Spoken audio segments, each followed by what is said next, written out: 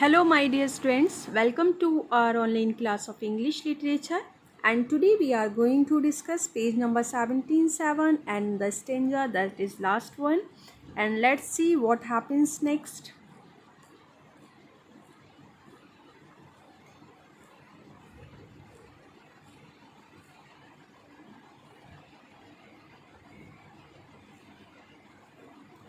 Yes, students. So finally we are here.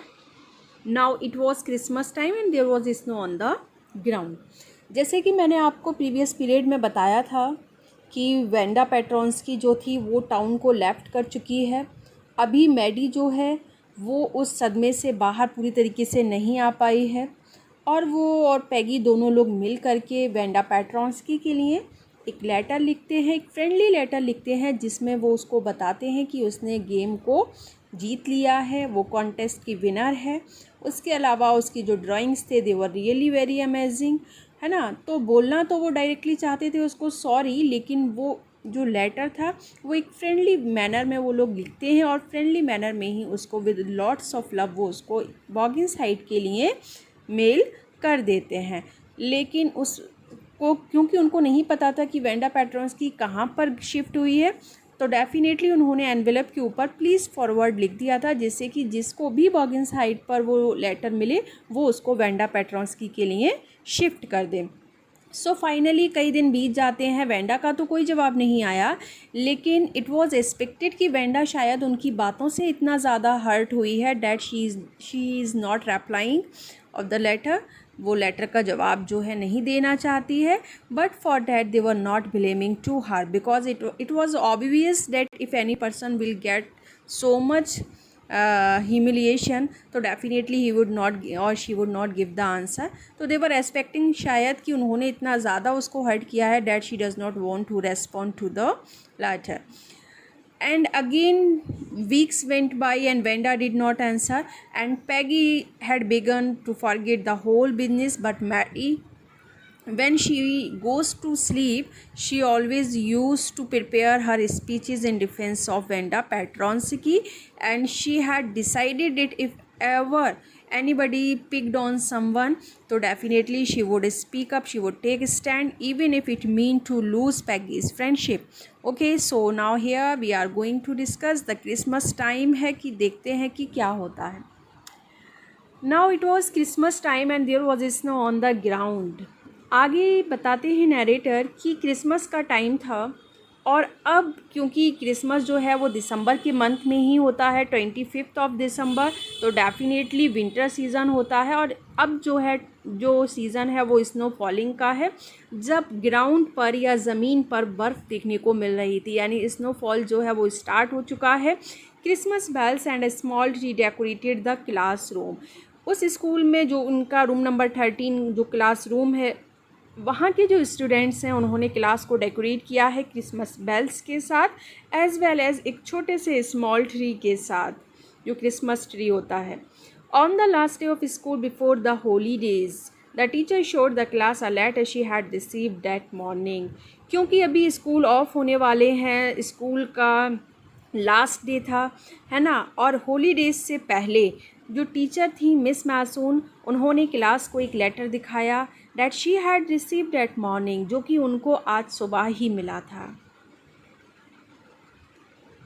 तो देखते हैं कि वो लेटर आखिर किसका था। You remember Wanda Petronski the gifted girl, the gifted little artist who won the drawing contest.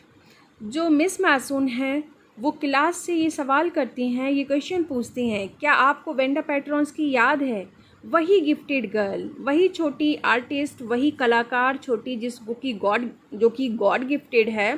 तो that God gifted little one artist who won the drawing contest, जिसने कि ये ड्राइंग कंपटीशन जो था, ड्राइंग कॉन्टेस्ट जो था, जिसको जीता था, वो क्लास से ये सवाल करती हैं। वो बोलती हैं, वेल खैर शी हैज़ रिटर्न मी, आज उस लड़की ने मेरे लिए एक लेटर लिखा है, and I am glad to know where she lives, और मुझे ये जानकर खुशी हुई कि मुझे पता है कि वो कहाँ रहती है, यानी मुझे ये जानकर खुशी हुई कि वो कहाँ रह रही है। Because now I can send her medal, क्योंकि अब मैं उसको उसका जो विनिंग मेडल है एटलीस्ट वो सेंड कर सकती हूँ. I want to read her letter to you, और मैं साथ के साथ ये भी चाहती हूँ कि उसने जो लेटर मुझे लिखा है मैं आप लोगों को भी पढ़ के सुनाऊँ. The class set up with sudden interest and listen intently. अब जो क्लास थी वो एकदम से अचानक से उनके अंदर इंटरेस्ट जागता है. They have the desire to listen that what Wanda Petronski has written in the letter and listened intently, and they all started to listen very deeply. Intently means seriously हम बोल सकते हैं, deeply बोल सकते हैं, या with great intention बोल सकते हैं. So with great intention या with deeply they started to listen that what the letter says. So Miss Mason recite the letter. Letter जो है वो इस तरीके से था. Dear miss Mason, how are you and room number 13. Dear miss Mason, आप और रूम नंबर 13 के जो स्टूडेंट्स हैं वो सभी कैसे हैं. Please tell the girls they can keep those 100 dresses, because in my new house I have 100 new ones all lined up in my closet. क्योंकि वेंडा पेट्रोन्स्की बोल रही है कि प्लीज़ मैम आप जो मेरे ड्राइंग्स हैं 100 ड्रेसेस के जो ड्राइंग्स हैं आप वो क्लास की गर्ल्स को दे दीजिएगा, क्योंकि मेरा जो नया घर है उसमें मेरे पास नए और 100 डिज़ाइंस हैं, 100 डिज़ाइंस के ड्रेसेस हैं, all lined up in my closet. सब वन आफ्टर द अनदर मेरी क्लोजेट में, मेरी अलमीरा में सेट हैं. I would like that girl Peggy to have the drawing of the green dress with the red trimming.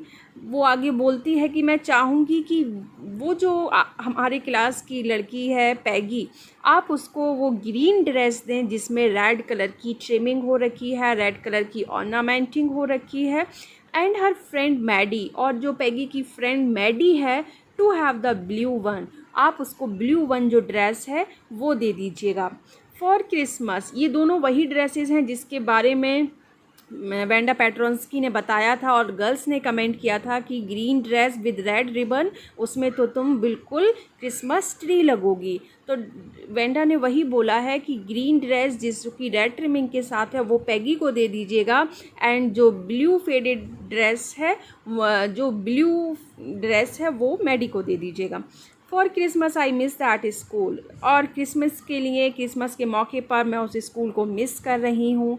And my new teacher does not equalize with you, और जो मेरे school के नए टीचर्स हैं वो आपके समान, आपके इक्वलाइज नहीं है. Means they are not similar with you, वो आपके समान नहीं हैं, आपके इक्वल नहीं है. Merry Christmas to you and everybody. आगे वेंडा बोल रही है अपने लेटर में कि मेरे आपको और आपके आपको और क्लास के सभी बच्चों को मेरी तरफ से merry Christmas. Yours truly Wanda Petronski, आपकी आज्ञाकारी शिष्य या आपकी truly Wanda Petronski. So here her letter has been finished. हमने देखा कि उसे किसी के लिए भी कोई रिग्रेट, कोई इल फीलिंग नहीं थी. Even for Peggy and Maddie she has given the special drawings and blue and the green one. On the way home from school, Maddie and Peggy held her drawing very carefully. अब जब Maddie और पैगी school से वापस लौट रहे हैं back to their home, they held their drawing very carefully. उन्होंने अपने हाथ में बहुत केयरफुली, बहुत केयर के साथ अपनी ड्राइंग्स को पकड़ा हुआ है. All the houses had rat, बताया गया है क्योंकि क्रिसमस का ओकेज़न है. डेट्स वाई, जितने भी घर जो रास्ते में पड़ रहे हैं, they are all are decorated with rats. वो सभी, रैट्स मीन्स होता है गार्लैंड्स, यानी कि फूलों की जो माला होती है. ठीक है, तो all the houses were decorated with the flower garlands and holly in the windows. Holly की बात करें तो holly refers to the Christmas tree, जो कि पवित्र, इनके यहाँ पर क्रिसमस ट्री जिसको पवित्र माना जाता है. तो डेफिनेटली घर जो है they are decorated with the flower garlands and on the window sill there were a holly tree, Christmas tree was placed. ठीक है, at every house. Outside the grocery store, यदि हम बात करें ग्रोसरी स्टोर्स के बाहर की तो वहाँ का एटमॉस्फेयर कैसा है. Hundreds of Christmas trees were stacked. Hundreds of Christmas trees हैं जो ग्रोसरी स्टोर्स के बाहर स्टैक किए गए हैं, यानी कतार में लगे हुए हैं। स्टैक मीन्स पाइल्ड, एक तरीके से ढेर सारे। तो 100 ऑफ क्रिसमस ट्रीज़ हैं, they are stacked, they are piled up outside the grocery house for selling and in the window. यदि हम बात करें विंडोज़ की, ग्रोसरी शॉप की विंडोज़ की, तो कैंडी पेपरमिंट स्टिक्स, कैंडी की पेपरमिंट जो स्टिक्स आती हैं वो हैं। And cornucopias of shiny transparent paper were strung. Cornucopias का मीन्स समझ लेंगे पहले। कॉर्निकोपियस जो हैं दे आर द कंटेनर्स, ये कंटेनर्स होते हैं usually made with fine transparent paper. Transparent जो पेपर रहता है, जैसे कि आप लोग कभी देखा होगा कि पहले कैंडल्स जो थे वो उड़ाए जाते थे हवा में विद काइट के साथ। तो आपने कॉर्निकोपियस देखे हैं, डेकोरेटिव कंटेनर होते हैं जिसमें यूजुअली हम लोग ट्रांसपेरेंट पेपर का बना होता है, जिसमें यूजुअली हम लोग फ्लावर्स वगैरह या फ्रूट्स वगैरह जो है डेकोरेशन के लिए रखते हैं। ठीक है, तो यहाँ बताया गया है cornucopias a type of container of shiny transparent paper, जो किसके बने हुए थे, शाइनी ट्रांसपेरेंट पेपर के, पारदर्शी पेपर के बने हुए थे, जिससे कि अंदर यदि कोई भी चीज़ रखी जाए तो वो बाहर से देखी जा सके। वर स्ट्रंग, स्ट्रंग का मतलब लटके हुए थे, दे वर हैंगिंग।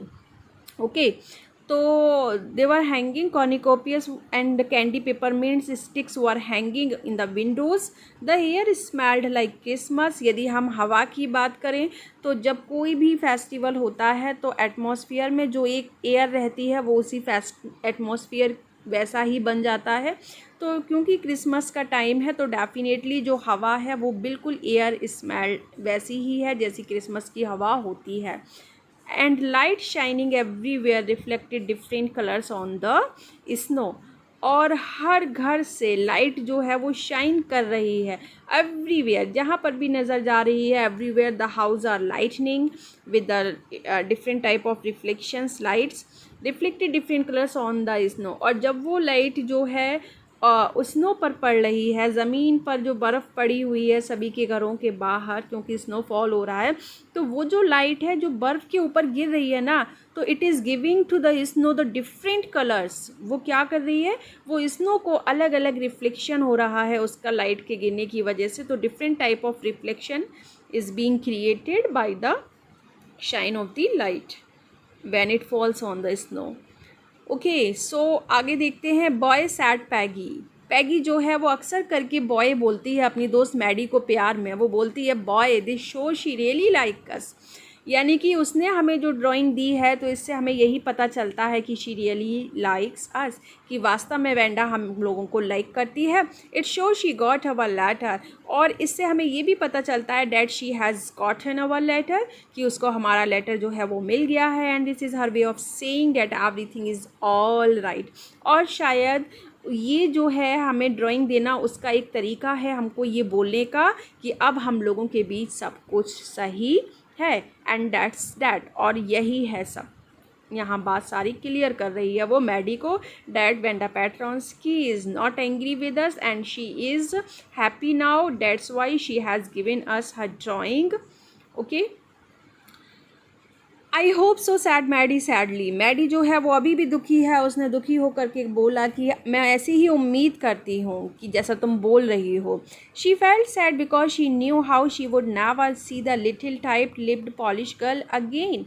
मैडी को अब भी दुख हो रहा था। दुख क्यों हो रहा है, बिकॉज वो जानती थी कि अब उसको वो टाइट पतले होठों वाली, कस के अपने होठों को मिला के रखने वाली वो जो पॉलिश गर्ल थी ना, वो कभी उसको देखने को नहीं मिलेगी। And could not ever really make things right between them. और उसको ये भी अफसोस है कि अब वो कभी भी उनके बीच सब कुछ ठीक नहीं कर पाएगी मिल करके, बोल करके।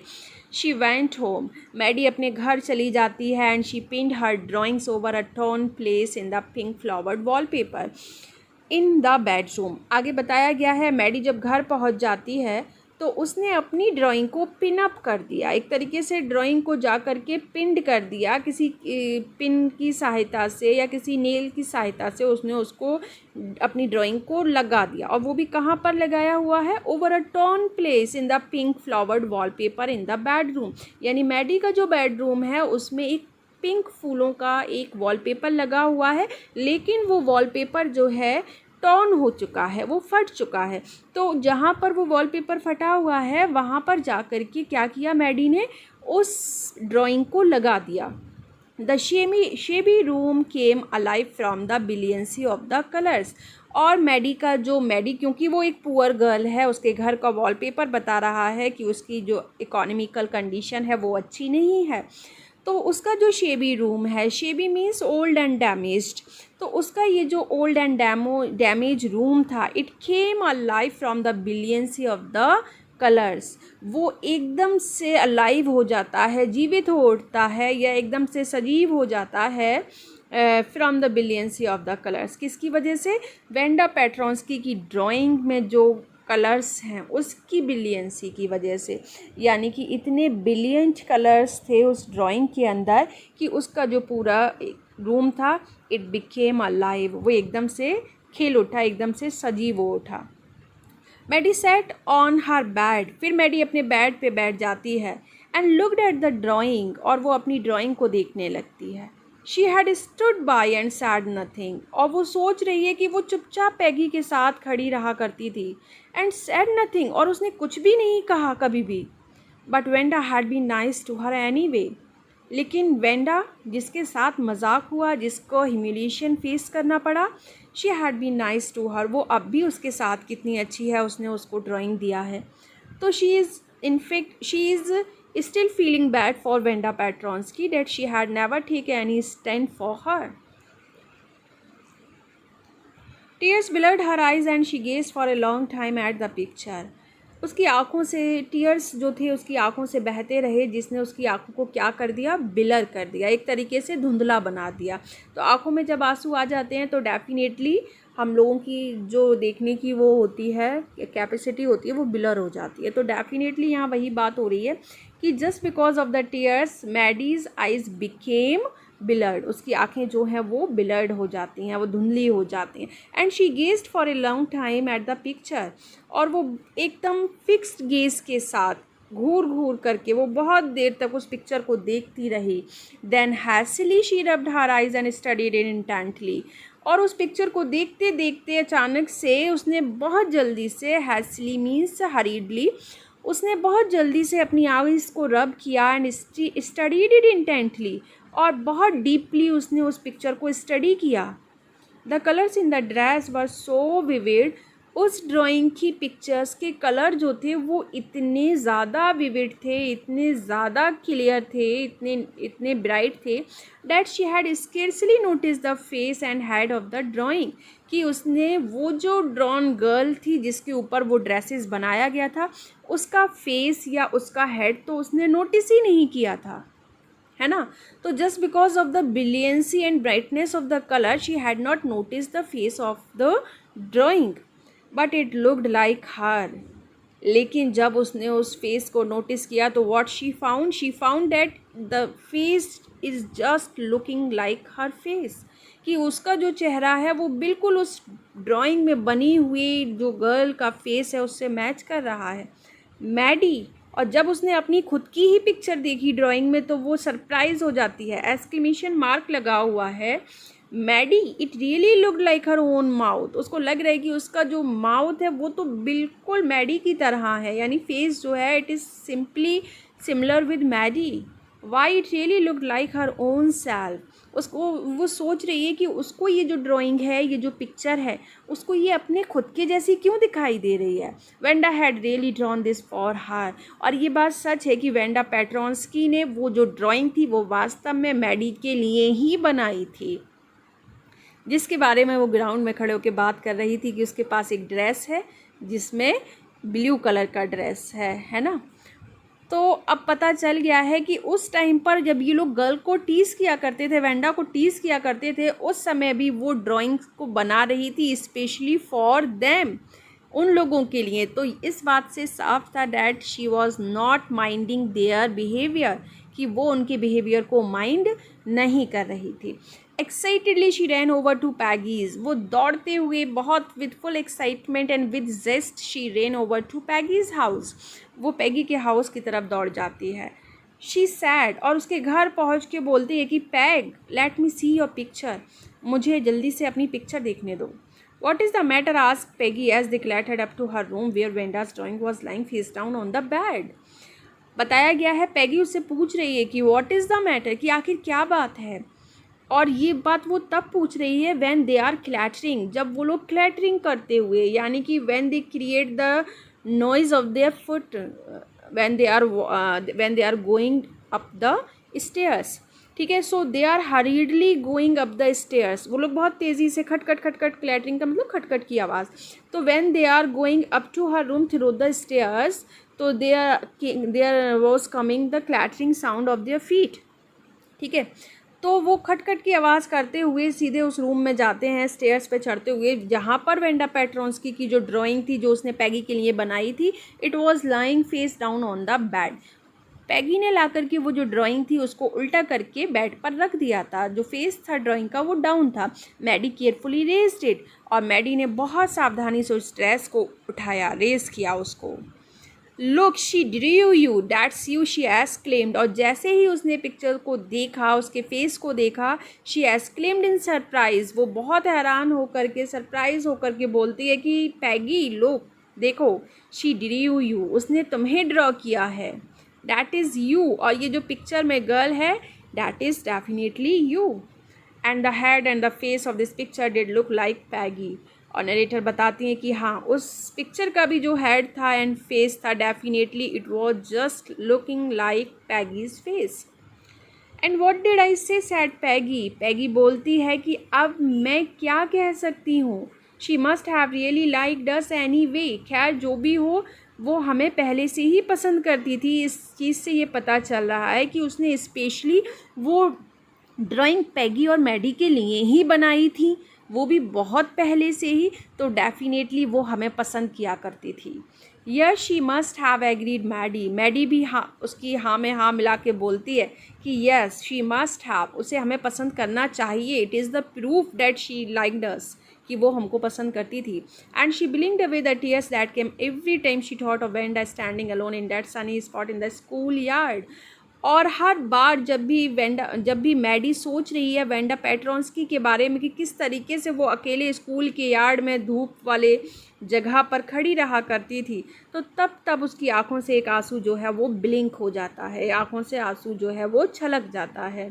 ठीक है, तो tears came down from her eyes when she thinks about Venda Petronsky standing alone in that sunny spot of the schoolyard, looking stolidly at the group of laughing girls। जब वो सोच रही होती है किस तरीके से वेंडा पेट्रोंस्की स्कूल यार्ड में रहती थी उस सनी स्पॉट में, एंड लुकिंग स्टोडली, और वो बिना किसी हाव भाव के, बिना किसी एक्सप्रेशन के देखा करती थी लड़कियों के उस ग्रुप को जो कि उसको टीस करते थे।